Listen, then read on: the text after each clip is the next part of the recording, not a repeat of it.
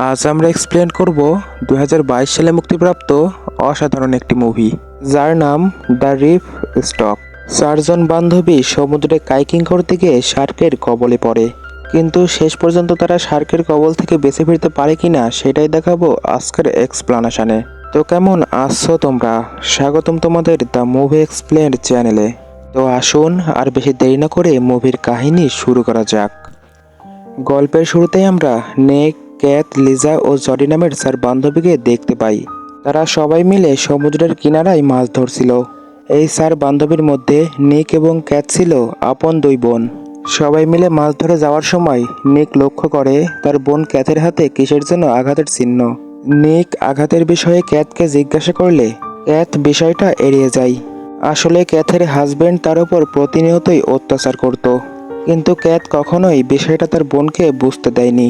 নিক বিষয়টা বুঝতে পারলেও বোনের ব্যক্তিগত জীবন সম্পর্কে সে কোনোদিন জানতে চায়নি। নিক ক্যাথের সাথে কথা বলার সময় সেখানে ক্যাথের হাজবেন্ড গ্রে চলে আসে এবং তাড়াতাড়ি করে ক্যাথকে সেখান থেকে নিয়ে চলে যায়। ক্যাথ সেখান থেকে চলে গেলে নিকও তার বাসায় চলে আসে। এখানে আমরা নিকের ছোট বোন ড্যানিকেও দেখতে পাই।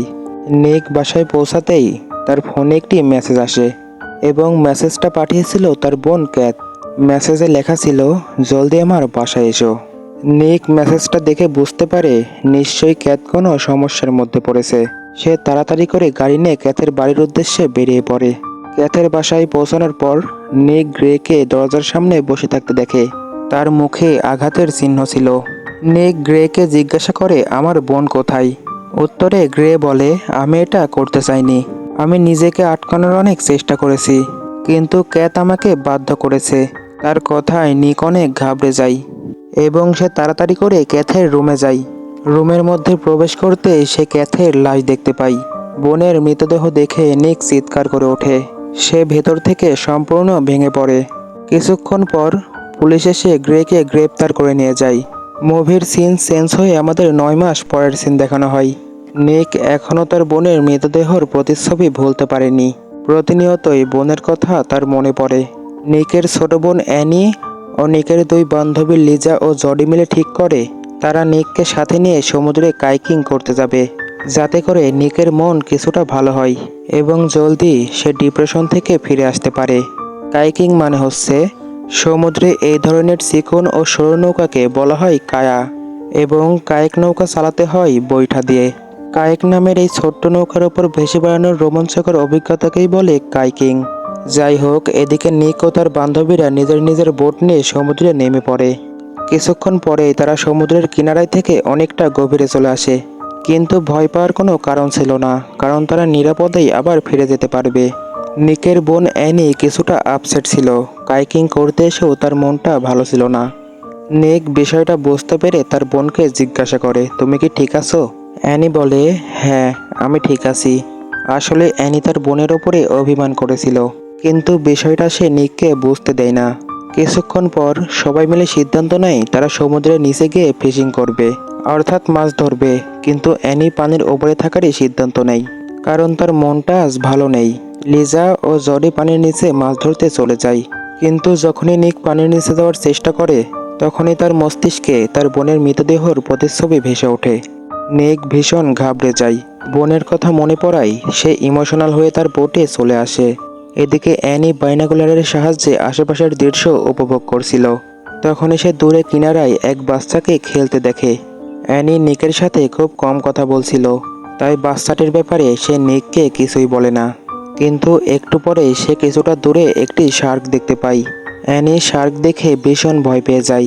সে চিৎকার করে লিজা ও জডিকে ডাকতে থাকে, কারণ তারা পানির নিচে মাছ ধরতে গিয়েছিল। অ্যানি বিষয়টা নিককে জানালে নিক অ্যানির কথা বিশ্বাস করে না এবং বিষয়টা উপহাস করে এড়িয়ে যায়। কিছুক্ষণ পর লিজা ও জডি উপরে উঠে আসলে অ্যানি শার্কের বিষয়টা তাদেরকে জানায় যে একটু আগেই সে শার্ক দেখতে পেয়েছে।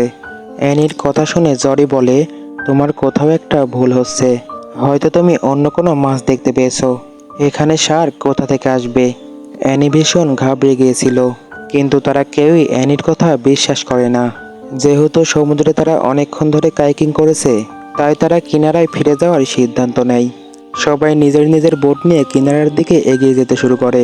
অ্যানি অন্যদের চাইতে বেশ পিছিয়ে পড়েছিল, কারণ অজানা শার্কের আতঙ্ক তার মনে বাসা বেঁধেছিল। অ্যানি বৈঠার সাহায্যে নৌকা এগিয়ে নিয়ে যাওয়ার সময় হঠাৎ করেই তার বৈঠা পানিতে পড়ে যায়। অ্যানি বৈঠা নিতে ভীষণ ভয় পাচ্ছিল, কারণ তার ভেতরে শার্কের ভয় ছিল। কিছুক্ষণ চেষ্টা করার পর সে বৈঠা তুলে নিতে সক্ষম হয়। অ্যানি তাড়াতাড়ি করে বৈঠা চালিয়ে কিনারার দিকে যাওয়ার চেষ্টা করে, কিন্তু এর মধ্যেই শার্ক তার বোটের নিচে চলে আসে। অ্যানি শার্ক দেখে চিৎকার করে তার বোনকে ডাকতে শুরু করে, কিন্তু সবাই বিষয়টা বুঝে ওঠার আগেই শার্ক অ্যানির বোটে আক্রমণ করে দেয়। অ্যানি বোট উল্টে পানিতে গিয়ে পড়ে। অ্যানির চিৎকার শুনে লিজা পেছনে তাকিয়ে দেখে, সে অ্যানিকে পানিতে ভাসতে দেখে। হেল্প হেল্প বলে অ্যানি চিৎকার করছিল।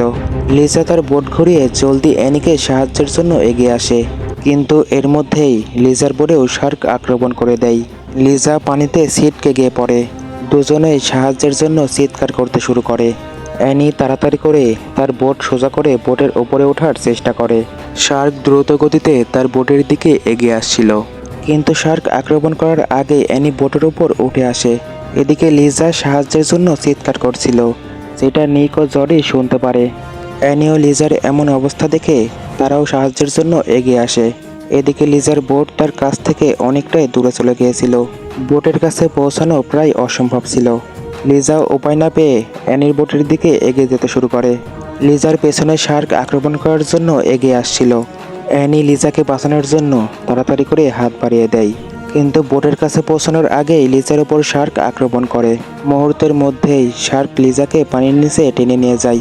অ্যানি তার চোখের সামনে এমন দৃশ্য দেখে হতবাক হয়ে যায়, কারণ এমন ভয়ঙ্কর দৃশ্য সে এর আগে কখনোই দেখেনি। ভয়ে তার শরীর হিম হয়ে যায়। অ্যানি চুপচাপ হয়ে উল্টো বোটের উপরেই শুয়ে পড়ে। কিছুক্ষণ পর নিক ও জরি সেখানে এসে অ্যানির বোট সোজা করে তাকে তাড়াতাড়ি করে বোটে উঠিয়ে দেয় এবং অ্যানিকে নিয়ে তাড়াতাড়ি করে কিনারার দিকে এগোতে শুরু করে। শার্কের ভয়ে তারা বেশি জোরে বৈঠা বইতে পারছিল না। অন্যদিকে কিনারার কাছে যে দুই বাচ্চা খেলছিল তাদের উপর যে কোনো সময় শার্ক আক্রমণ করতে পারে। অ্যানি বিষয়টা নিক ও জরিকে জানালে জরি একাই সেই দুই বাচ্চাকে বাঁচানোর জন্য এগিয়ে যায়। অ্যানি ও নিক আস্তে আস্তে জরির পেছনে আসতে শুরু করে। জরি তাড়াতাড়ি করে বৈঠা বেয়ে এগিয়ে যাওয়ার সময় পেছনে তাকে এসে লক্ষ্য করে একটি শার্ক তার দিকে তীব্র গতিতে এগিয়ে আসছে। জরি শার্ক দেখে অনেক ভয় পেয়ে যায়। সে আরও জোরে জোরে বৈঠা বইতে শুরু করে। কিছুক্ষণ পর সেই শার্ক হঠাৎ করে পেছন থেকে গায়েব হয়ে যায়। এদিকে সমুদ্রের কিনারায় যে দুই বাচ্চা খেলা করছিল তাদের মধ্যে উইনস্টোন নামের একটি বাচ্চা পানিতে নেমে সাঁতার কাটছিল এবং তার বোন ড্যানি একটি কাঠের তক্তার উপর বসে খেলছিল। উইনস্টোন সাঁতার কাটার সময় তার বোন ড্যানি লক্ষ্য করে কিছুটা দূরে একটি শার্ক উইনস্টোনের দিকে এগিয়ে আসছে। ড্যানি চিৎকার করে উইনস্টোনকে সাবধান করে দেয় এবং শার্ক শার্ক বলে চিৎকার করতে থাকে। উইনস্টোন ড্যানির চিৎকার শুনে ভয়ে তাড়াতাড়ি করে পানি থেকে ওপরে উঠে আসে। ড্যানির চিৎকার শুনে সেখানে ড্যানির মা চলে এসেছিল। মেয়েকে সমুদ্রের মাঝে কাঠের তক্তার ওপর দেখে ড্যানির মা অনেক ঘাবড়ে যায়। ড্যানি কাঠের ওপর অবস্থান করার সময় আচমকা সেখানে শার্ক আক্রমণ করে। ড্যানি ছিটকে পানিতে গিয়ে পড়লে শার্ক ড্যানির পায়ে আক্রমণ করে। ড্যানি বাঁচার জন্য চিৎকার করে সাহায্য চায়। এর মধ্যেই সেখানে জডি এসে তাকে বোটে উঠিয়ে তার প্রাণ বাঁচিয়ে নেয়। জডি ড্যানিকে নিয়ে কিনারায় পৌঁছে তার ক্ষতস্থানে ভালো করে ব্যান্ডেজ করে দেয়। এদিকে অ্যানি এবং নিকও কিনারায় পৌঁছে গিয়েছিল। সবাই মিলে উইনস্টনের মাকে জিজ্ঞাসা করে, আপনি এই নির্জন দ্বীপে একা একা কী করছেন, আর ছেলে মেয়েদের এইভাবে ছেড়ে দিয়েছেন কেন? উত্তরে ড্যানির মা বলে, আমরা 2 দিন আগে এই দ্বীপে ঘুরতে এসেছি। ওদের বাবা ক্যাম্পিং করতে চলে গেছে। 2 দিন পার হয়ে গেলেও ওদের বাবার কোনো খোঁজ নেই। আমরা খুব বিপদের মধ্যে আছি, অনুরোধ করে আমাদের সাহায্য করুন। ড্যানির মায়ের আর্তনাদ শুনে নিকো সবাই সিদ্ধান্ত নেয় তারা এখান থেকে ফিরে গিয়ে কোস্টগার্ড অথবা পুলিশকে বিষয়টা জানাবে, যাতে করে তারা ড্যানির পরিবারকে এই দ্বীপ থেকে উদ্ধার করতে পারে এবং ড্যানির বাবাকেও খুঁজে আনতে পারে।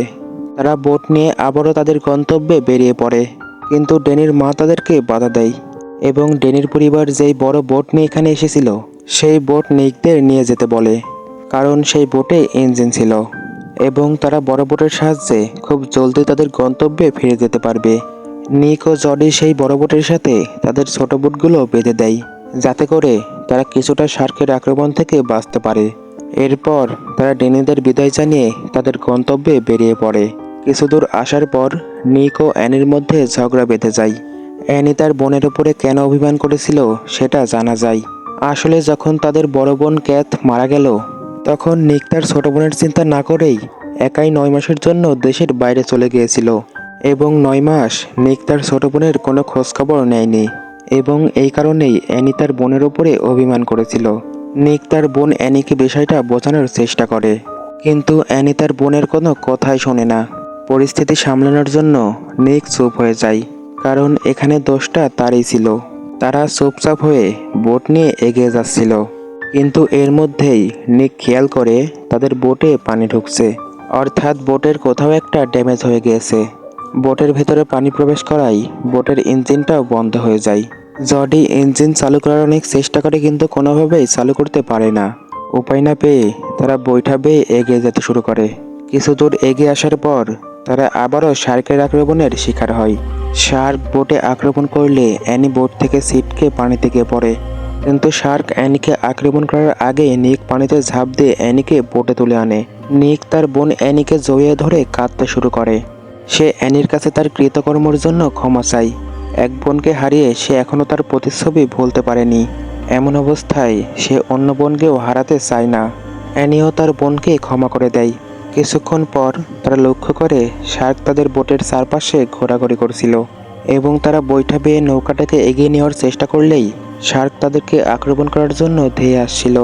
জডি এসব দেখে নিককে বলে, তুমি একটা জিনিস খেয়াল করেছো?